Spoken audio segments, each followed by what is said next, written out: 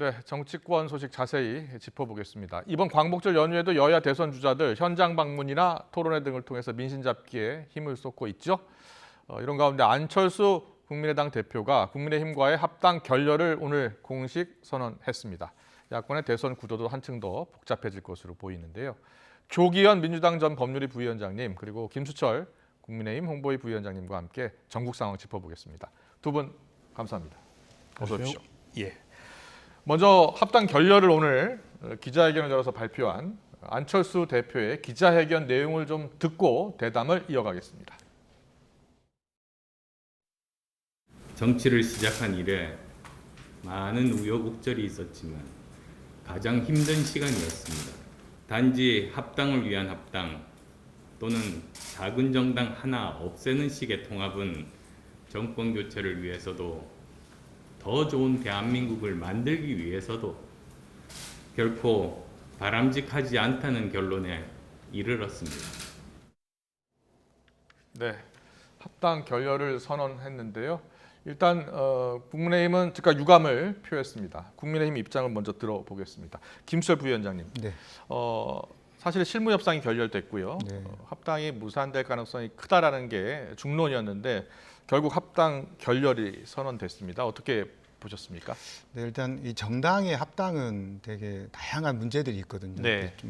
그 지구당 위원장들의 어떤 지분 문제도 있고 또 당명을 어떻게 할 것인가, 예. 또 정강 정책을 어떻게 할 것인가 이런 다양한 문제들이 있는데 결국에 보면 실무 협상도 중요하지만 이게 당 대표들 간에 아주 결단이 필요한 부분이 있는데 그 양자 국민의힘 당 대표와 국민의당 당 대표 사이에는 되게 신뢰관계가 많이 깨져 있던 것 같습니다. 예. 그런 사례들을 좀 볼 수 있었던 게 지난 말하자면 묵은 감정들 안철수와 이준석 대표 묵은 감정도 좀 있었고 또 이제 협상 과정에서 우리가 알다시피 예스까 노까라고 일본 전범의 발언이 또 등장하기도 하고 또 휴가 가기 전에 이제 약간 최후 통첩식으로 언제까지 합당을 하든지 안 하든지 이렇게 이야기를 하라 이렇게 하면서 양측 사이에 감정도 쌓이고 또 신뢰관계도 이렇게 무너져 가지고 그 결단을 할 수 없는 상태로 가버렸다는 생각이 들고요. 누구 책임이 더 크다고 보세요? 네, 사실은 양측 모두 책임이 저는 있는데 네. 실제로는 저는 안철수 대표한테 좀 책임이 더 크다고 생각을 합니다. 실제로. 국민의힘 입장에서 하시는 말씀 아니 그런 건 아니고요. 예.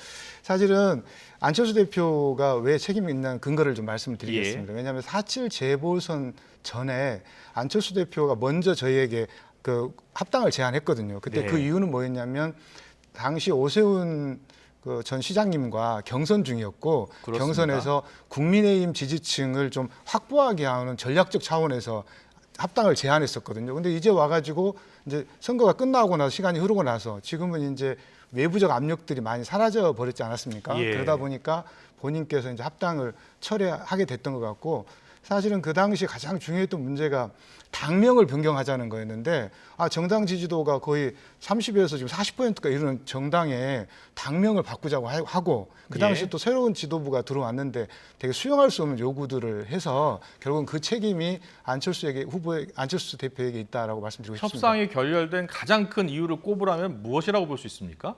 사실은 각각의 몸무게에 대한 느낌이 있는데요. 왜냐하면 이제 3석짜리 정당과 103석짜리 정당이 통합을 할 때에는 거기에 맞는 룰과 합당한 기준들이 존재하는데 서로 어떻게 보면 이제 자기가 더 많이 가져가겠다고 하니까 그 싸움이 좀 커졌던 것 같고요. 아까 말씀드렸듯이 이제 그렇게 하려고 하면 현재 어떻게 하면 정권 교체에 이 통합이 도움이 될까를 고민을 해야 되는데 국민의당 안철수 후보 당 대표 입장에서는 꼭 굳이 지금 하지 않아도 국민의힘 후보가 확정되고 난 뒤에 합당을 해도 큰 문제가 없겠다라고 알고 생각을 했던 것 같고 그때 가면 오히려 국민의당이 몸값이 더 커질 수 있겠다라고 하는 판단을 한 게 아닌가 싶습니다. 국민의당 입장도 듣고 싶은데 국민의당 지금 관계자분이 참석해 주지 않으셔서 민주당 쪽 입장 한번 들어보겠습니다. 민주당에서는 어떻게 보셨어요? 국민의힘과 국민의당 합당 애초부터 어려울 것으로 보신 겁니까? 아니면은 어떤 이유 때문에 합당이 무산됐다고 보십니까? 일단은 안철수 대표의 입장에서 보면 네. 현재 지금 대선 국면에서 본인의 어떤 정치적 입지나 위치에 대한 판단을 정확히 못한 안철수 대표. 예. 그리고 상대방에 대해서 존중하지 않는 이준석 대표 둘 간의 대화가 근본적으로 어려웠을 것이라고 보여지고 그 뭐 안철수 대표는 뭐 이미 오래전에 민주당과의 통합 과정이 한 번 있었습니다. 근데 그 사례를 그대로 적용할 수는 없지만 이 당대당 통합이라는 게 명분을 앞세우지만 실제 협상 과정에서는 이 실리, 향후에 이 합당을 통해서 본인이 추구하는 어떤 정치 세력으로서의 입지를 어떻게 다질까 이 부분에 대한 협상이 이루어지는 거거든요. 지금 이 합당 과정에서 당명 문제라든가 여러 가지 문제가 갈등이 있는 것처럼 보여지지만 실제는 뭐 지분이라든가 이런 문제가 크게 쟁점이 됐을 것으로 보입니다. 그러니까 안철수 대표 쪽으로는 일종의 신설 합당과 같이 대등한 합당을 요구하는 수준의 요구를 했을 건데 그것은 사실 국민의힘으로서는 받아들이기가 어려웠을 것이고 이준석 대표는 사실은 뭐 작은 당 없애는 방식의 합당 안철수 대표가 얘기한 그 내용이 그대로 전달되고 있었을 겁니다. 그러니까 실제 접점을 찾기가 어려웠겠죠. 근데 이게 실제 정권 교체를 위해서 절박한 상황이라는 것에 상황 인식이 같이 됐다고 하면 어떤 방식으로든 통합의 방법을 찾았을 텐데 상호가 서로 간에 그런 만큼의 어떤 절박함이 없는 것 같아요. 이제 그런 것에서 보면 이 실패는 이미 예고돼 있었다. 민주당 입장에서는 어떻습니까? 지난 4월 재보궐선거 때만 하더라도 국민의당 후보와 국민의힘 후보가 단일화 협상을 했고 단일 후보로 나오지 않았습니까? 그게 큰 부담이었잖아요. 내년 대선에는 어떤 영향을 미칠 것으로 보세요? 다를 거라고 봅니다. 서울시장 선거 때만 해도 안철수 후보 지지율이 꽤 또 1위 하는 지지율 여론조사 결과도 있었고요. 그렇습니다. 1월, 2월에 그렇게 나왔었죠. 그래서 실제 그 선거 본선거에 영향을 미칠 만큼 영향력을 갖고 있었던 상태였기 때문에 안철수 후보의 행보가 민주당으로서도 뭐 그 굉장히 관심을 가지고 볼 수밖에 없었는데 현재는 좀 완전히 달라진 것 같습니다. 대선 불출마 선언을 하긴 했지만 본인이 독자 행보를 한다고 하더라도 차기 대선에서 영향력을 행사하기엔 이미 한계가 명확히 드러나 있는 상태이고 뭐 현재 지지율이 뭐 상승하거나 할 수 있는 모멘텀도 없어 보입니다. 그렇다면 뭐 야권이 정권 교체로 단일 구도를 형성하는 것 자체가 뭐 위협적인 건 분명하지만 뭐 그런 면에서는 불확실성이 있다는 것에서는 민주당으로서는 뭐 나쁠 게 없는 상황인 것은 분명해 보이는데 큰 의미를 두지 않을 만큼 안철수 대표의 현재의 정치적 입지는 축소돼 있다 이렇게 봅니다. 그렇게 보시는군요. 알겠습니다. 안철수 대표는 오늘 기자회견에서 대선 출마 여부에 대해서 당원과 지지자들과 논의해서 길을 찾겠다고 했습니다. 대선 출마 가능성을 열어놓았다라고 볼 수 있는데요. 국민의힘 입장에서는요. 야권 후보가 단일화되고 그래야 내년 정권 교체가 가능하다고 보고 있는 건 아니겠습니까? 앞으로 어떻게 해서든지 안철수 후보를 안철수 대표를 끌어안아야 내년 대선에서 여당 후보와 겨룰 수 있는 것 아닐까요?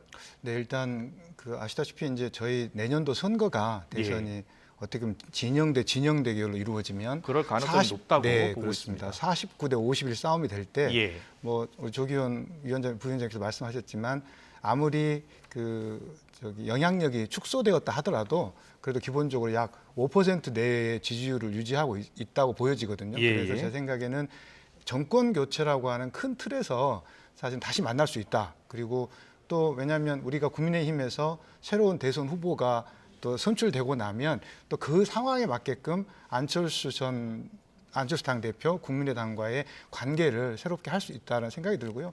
또 따져보면 안철수 대표가 사실 더불어민주당으로 갈 확률은 저는 적다고 생각을 합니다. 그래서 아무래도 뭐 제3지대에 머물든 아니면 정권 교체를 위해서 국민의힘과 합당을 하든 단일화든 하든 할 수밖에 없기 때문에 그 과정에서 새로운 상황에 맞게끔 또 대처를 잘 한다고 하면 오늘의 또 여러 가지 어려움들이 해소될 수 있을 것으로 보고 있습니다. 네, 알겠습니다. 자, 안철수 대표의 행보 주목해서 보겠습니다. 계속해서 문재인 대통령 지지율을 잠깐 보고 가겠습니다. 문재인 대통령 지지율, YTN 리얼미터가 의뢰해서 조사한 지지율이 나왔는데요. 잠깐 보겠습니다. 네, 8월 둘째 주 여론조사에서 문 대통령의 국정수행 긍정평가는 지난주보다 0.5%포인트 올라 42%였고요. 부정평가는 0.3%포인트 내린 54.6%로 긍정과 부정 평가 사이의 격차는 2주 연속 두 자릿수대를 유지했습니다. 앞서 지난 금요일 나온 갤럽 조사에서는 36%까지 지지도가 하락했다는 결과가 나왔는데요. 여론조사 기관마다 지금 지지율이 다르게 나타나고 있습니다. 전체적으로 보면 40% 안팎의 지지율을 보이고 있는데 역대 대통령 지지율로 봤을 때는 임기를 7, 8개월 남겨둔 대통령의 지지율치고는 상당히 높은 수준입니다. 자, 국민의힘에서는 문 대통령의 지지율을 어떻게 보고 있습니까? 네, 일단 이건 어떻게 보면 노무현 전직 대통령에 대한 트라우마가 아닐까 생각이 들거든요. 왜냐하면 그 당시에 우리가 노 대통령을 지켜주지 못했다. 그래서 결국은 좀 불의의 또 일이 있었지 않았습니까? 그래서 이번에는 또 친문 지지층들이 문재인 대통령에 대해서는 좀 지켜줘야겠다라는 생각이 아마 좀 강하게 작용을 하고 있는 것 같고요. 그리고 현재 지금 더불어민주당의 경선이 진행 중에 있는데 이분들의 발언을 보고 있으면 왜냐하면 대통령 지지율이 되게 높으니까 민주정부 사기를 강조하고 있고 또 문재인 정부를 계승하겠다고 하는 이야기를 하게 되면서 문재인 정부의 실정이나 이런 것들이 좀 덜 드러나는 측면이 있는 것 같습니다. 그러다 보니까 지지율이 30% 후반에서 40%로 유지가 되고 있는 것 같고요.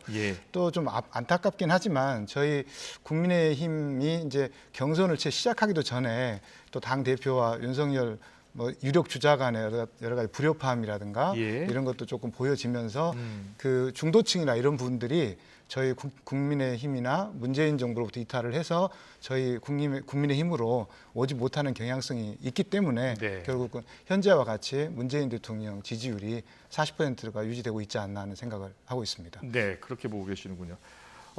조기현 부위원장님은 어떻게 보세요? 지금 대통령의 지지율이 40% 안팎을 유지하고 있습니다. 대통령의 지지율이 40% 안팎을 유지하면서 각 후보들도 문 대통령의 정책을 그대로 이어받겠다라고 이야기하고 있거든요. 그런데 앞으로도 내년 대선까지 지지율이 그대로 유지될 것으로 보고 있습니까? 네, 그 큰 변화가 없어 보입니다. 없을 것으로 보입니다. 왜냐하면 이게 그 지지율을 분석해 보면 그 지지하는 이유하고 그 부정적으로 온 이유가 명확히 크게 큰 변화 없이 그대로 유지되고 있습니다. 그래서 성과적으로 보는 것은 방역에 대한 것하고 외교 부분에서 높은 점수를 주고 있고 부동산 정책의 실패에 대해서 이미 모든 국민이 알고 있고 그것이 부정적 평가라는 것도 다 공인이 돼 있습니다. 그러니까 그런 부분이 다 반영이 돼 있는 지지율이 고착화돼 있는 것인데요. 지금 부위원장님 말씀대로 실제 지지층이 공고한 지지층이 이탈하지 않는 부분이 분명히 하나의 요인이 있고 이게 이제 그 부분을 고려하더라도 원래 이제 대선 국면이 본격화되면 여당 후보들도 그 대통령 지지율이 낮거나 대통령을 공격함으로써 본인은 지지를 확보하는 방식의 구도가 형성되기도 하는데 지금은 그런 의미나 그럴 필요성이 없거든요. 오히려 대통령 지지율에 편승을 해서 대통령의 성과는 성과대로 계승을 하되 문제점을 오히려 본인의 어떤 능력과 비전으로 극복해 나가겠다는 것을 제시함으로써 오히려 지지층을 확보할 수 있는 것이기 때문에 지금 대통령을 비판하는 방식의 선거 경선 운동을 할 상황이 아니라는 것이 하나 있고 다음은 이제 실제 이제 야권에서 정권 교체를 원하는 지지율이 실제 아직도 높게 나오고 있습니다. 실제 그 지표를 놓고 보면 정권 재창출이냐 정권 교체냐 하면 정권 교체에 대한 응답률이 더 높거든요. 그러면 이제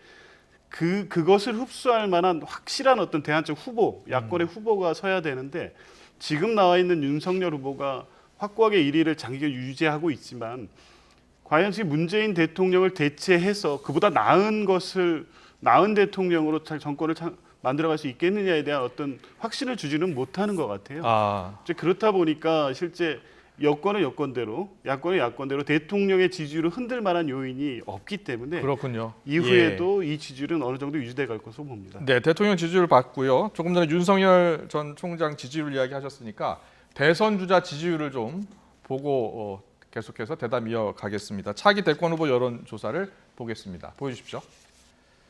네, KBS에서 의뢰했고 한국리서치가 조사한 여론조사 결과인데요. 대선 후보 적합도입니다. 이재명 지사가 25.6%, 윤석열 전 총장 18.1%, 이낙연 11%, 홍준표 4.8%, 최재형 4.4%, 안철수 2.4%, 유승민 2.3, 추미애 2.1로 나왔고요.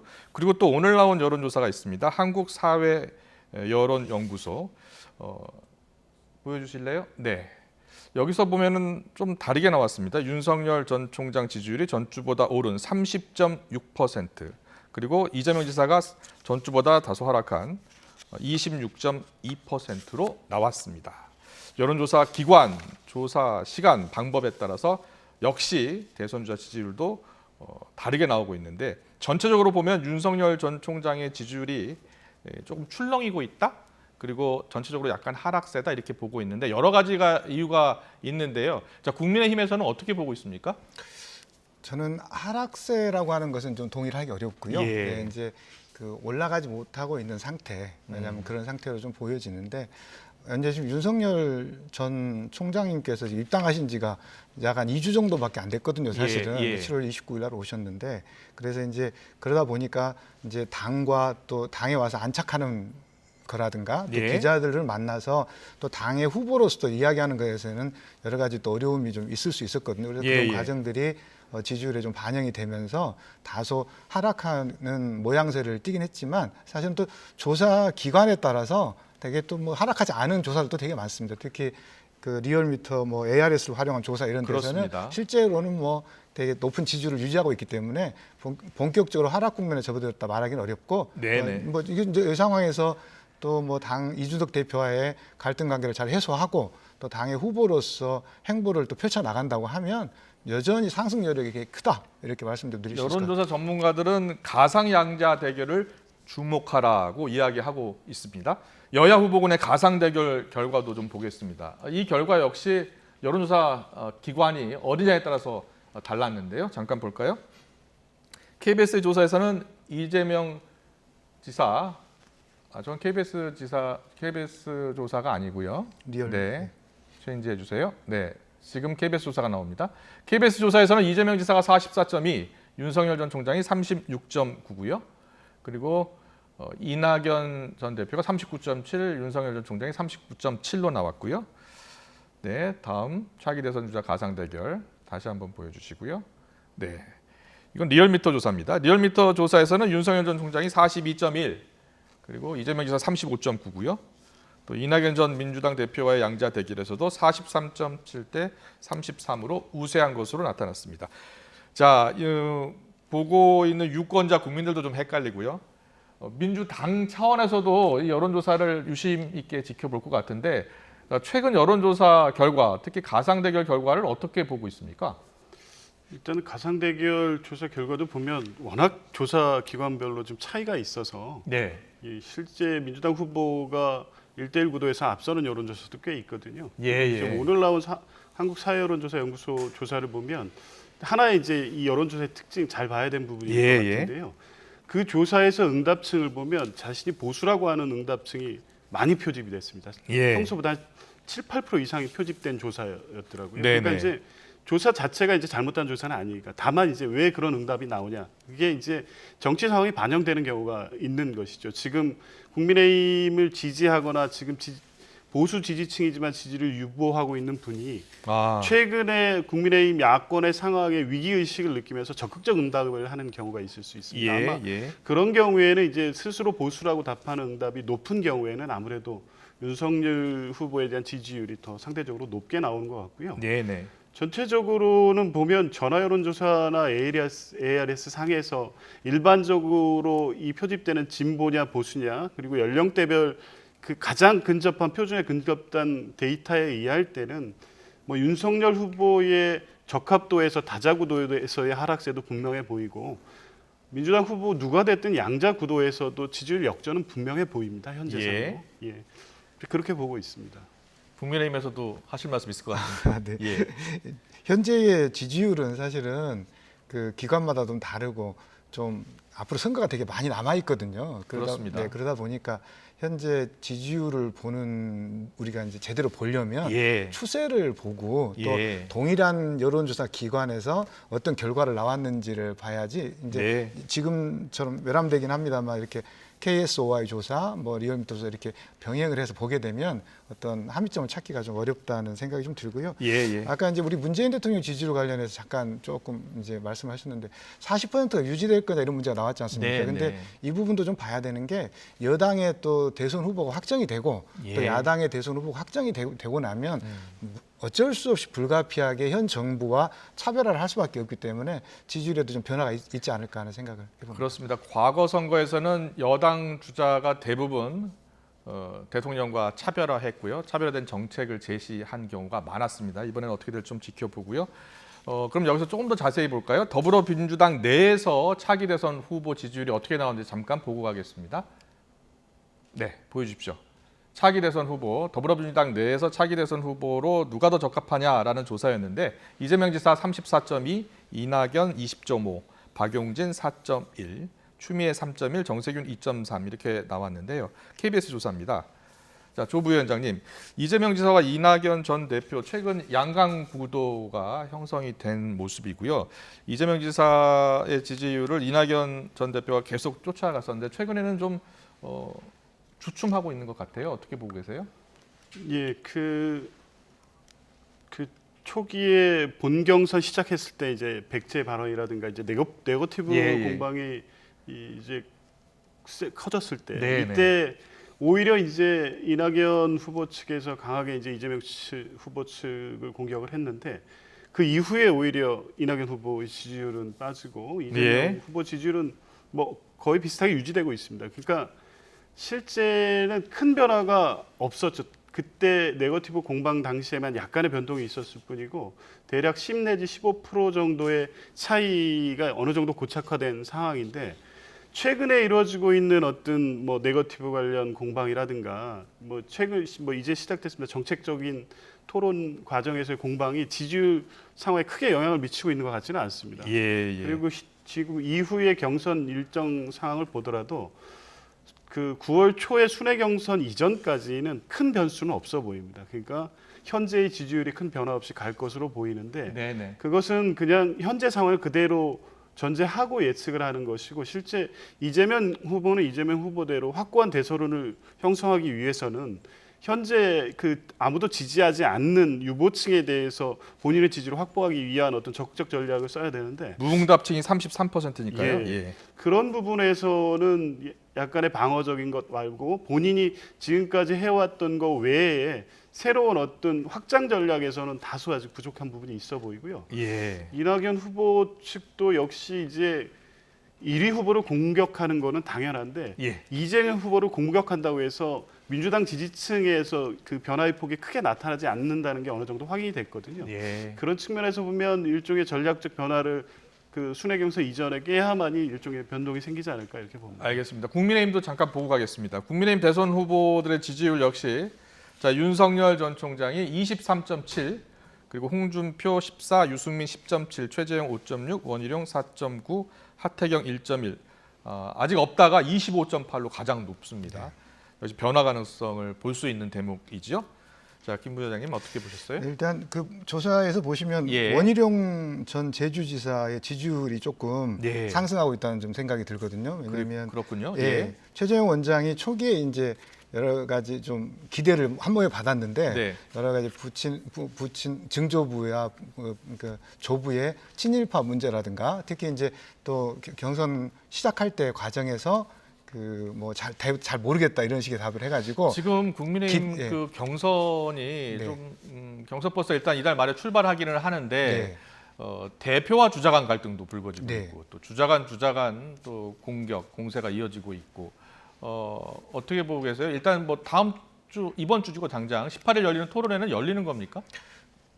열리기는 열릴 텐데 열리기는 열릴 텐데 아마 참여하는 사람들의 좀 지금 강력하게 반발하고 있는 윤석열 전 총장이라든가 원희룡 전 제주지사의 참석 여부는 좀 불투명하다 이렇게 보여집니다. 사실 윤석열 후보 측에서는 경선 시작 전에 토론회 열린 적이 있었나 정치 신인에게 불리한 토론회다 이런 주장하고 있잖아요.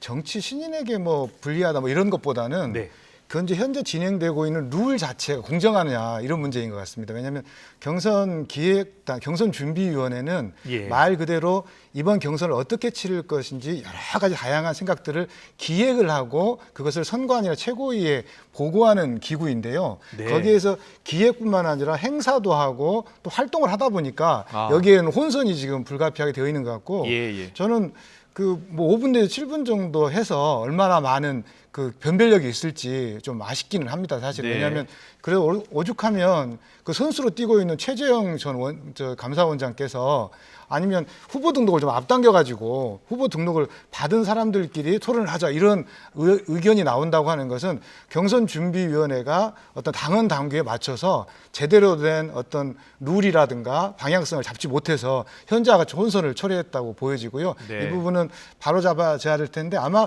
오늘쯤 최고위원들께서 모이시고 또 당대표와 소통을 하면서 내일 오전에 있을 최고위원회에서 어느 정도 결론이 나지 않을까 보여집니다. 그게 발표 형식으로 이루어진다면 윤석열 전 총장도 참석할 가능성이 있는 겁니까? 아니 그 부분은 제가 볼 때는 네 죄송합니다. 발표의 형식이 되어도 사실 아까 같은 참석 범위가 확정되지 않았기 때문에 그건 좀 다른 문제라고 보여집니다. 알겠습니다. 오늘 정치권 이슈는 여기까지 들어야겠습니다. 오늘 두 분 나와주셔서 고맙습니다. 잘 들었습니다.